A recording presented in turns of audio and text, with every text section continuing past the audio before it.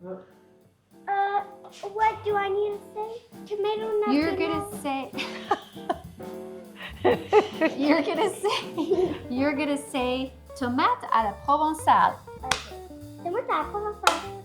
Clap after.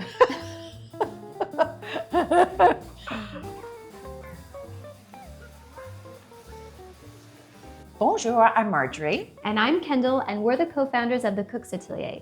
Welcome back to the Barn Kitchen. We hope you enjoyed our first episode, which was all about gougere, a real Burgundian classic. So since we're in the height of summer and we have this abundance of beautiful tomatoes, we thought we would make tomate à la Provençale today. Basically, that just means a roasted tomato that's stuffed with a lovely stuffing. So delicious, and it reminds us of holidays in Provence. They really are quite good. So we sourced these tomatoes from Atelier, one of our favorite farmers at the Saturday Bone Market. She had the most beautiful assortment of heirloom varieties I've seen in such a long time. All different colors and sizes and shapes. They were really, really pretty. So of course, when we see them, we buy them up as quickly as we can. First, this is a good sized tomato for this dish because it's rather firm and it looks nice on the side. Not too big, not too soft. So we're going to begin by coring them. Are you good at core? Or are you? I was still practicing. I'm like, what are you doing, Marge? I was still practicing. It's all good. All right, let's go. So actually, yeah, let's all right, core 'em. All right, let's do it. So while you're coring in real time, I'm going to start on the persillade. So that's the stuffing mixture. So persillade is basically fresh parsley, garlic, and then we have breadcrumbs. Okay, so I'm going to get that going. So I'm going to give that a nice little mince first. Heading straight for the mezzaluna. And so once I get all of this garlic and parsley finely chopped with our mezzaluna, I'm going to also add some black olives and some capers. That's great. Mezzalunas are great too because they make really quick work of chopping herbs. All right, so olives here, capers. These are perfect too as a little side dish for a barbecue. They're great. Really, really Making nice. them ahead, which is nice. You can make them ahead, and everybody just loves them. It's also fun sometimes too if you have some extra little cheese leftovers. You could, which we call nubbins. You can add that to the persillade. It's kind of fun too. Makes it delicious. Those are really good with pasta. We often Yeah. do those with pasta. Those are really nice. So nice little chop. You don't have to be as fine with the olives and the capers. We kind of want a rough chop, really. Have some texture in there because you also have the texture of the breadcrumbs. This is going to go ahead and go inside.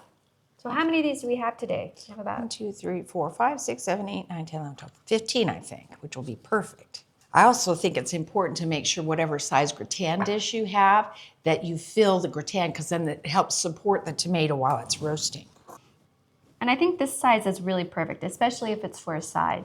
And this is nice too because they hollow out really easily, this particular variety. Rather, sometimes you have to take the back side of your teaspoon and kind of just make a room for the stuffing. And you want to be careful too when you're coring because you don't want to break that exterior skin. Yeah, good point. Well, and what we're going to do after we get them all cored, you have to do a little pre-bake. So what we're going to do is add just a little bit of salt on the inside of these, and then we're going to turn them over. And what that does is that helps them release all of the extra juice. And notice how we have it on a rack because we don't want the tomato to just be firmly on the sheet pan because that gives it an opportunity to overcook. And depending on the size of your tomato, how ripe they are, that's when you make the decision how long you pre-bake them. So we're going to say, I'm saying maybe a minute or two for these. Let's get these in the oven for just a minute.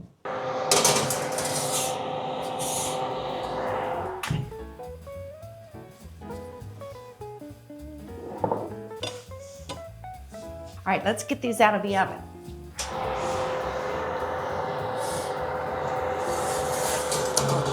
Right. Thank you.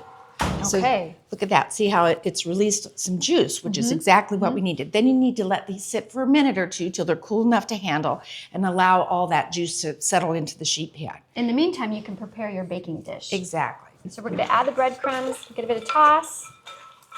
And what I'm doing is I'm smashed a garlic clove, and now I'm just gonna kind of rub it around the inside of the gratin dish. Yeah. Now I'm just adding some really good extra virgin olive oil.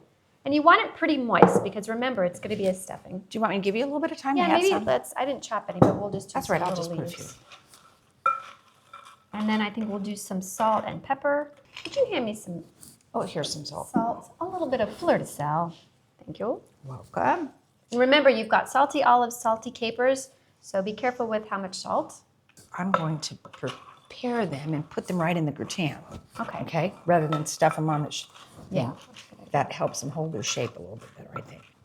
Very Provençale. Very Provençale, yes. Oh, look at that, perfect number. Okay, Okay, here you go. thank you.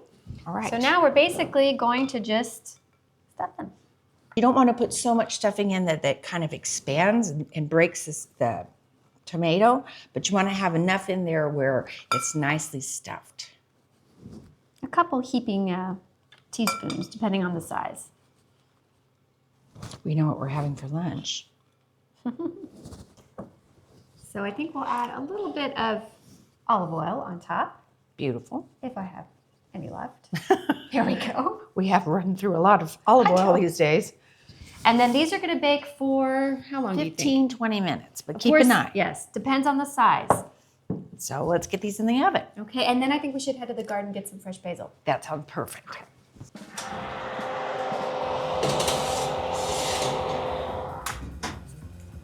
So purple and green basil? Sounds good. Gonna use it for a garnish. Yeah, I think that'll be nice. Very pretty. That's nice too when the basil's kind of hid behind the marigolds.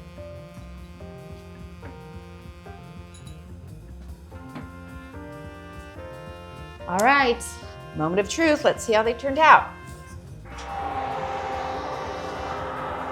Ooh, those look fantastic. Oh yeah, those are beautiful. So pretty. All right. Really, really nice. Those are beautiful.